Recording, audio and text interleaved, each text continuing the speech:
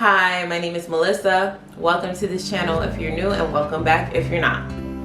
If you like working from home, if you like being in charge of your own business, if you like marketing yourself, if you like helping people, this might be the career for you. Today we're going to talk about mortgage loan origination. Commonly known as MLOs or loan officers, these professionals are the ones who link the borrower to the mortgage that will help them get the property that they want. The loan signing agent is basically the last step of this entire process, and so this all truly begins with the loan officer. Okay, so first of all, let's start off with the basic requirements to become a loan officer. Now, if you're already a loan signing agent or a notary public, then most of these steps you have already achieved through your previous experience. You're going to need to be a citizen of the United States. You're going to need your high school diploma or a GED equivalent. College is not necessary. You're going to need an NMLS identifier or a number, and I'll explain more of that in detail in a little bit. You'll need to complete at least 20 hours of education, and then you're gonna have to pass the exam.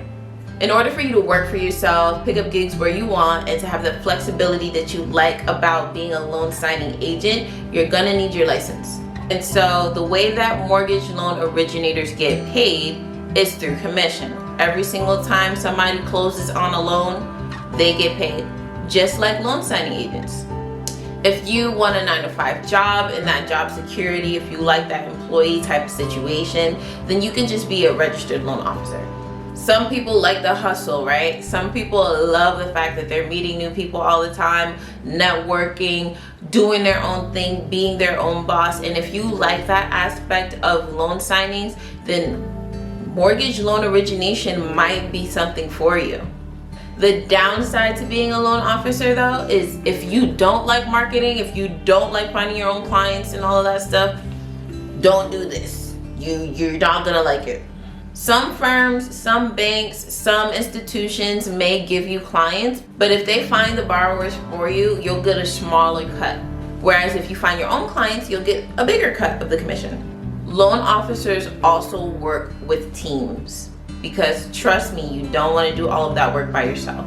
Loan officers have underwriters and processors that work with them. They do the clerical duty stuff, and the loan officer does more of the communication with the potential borrower.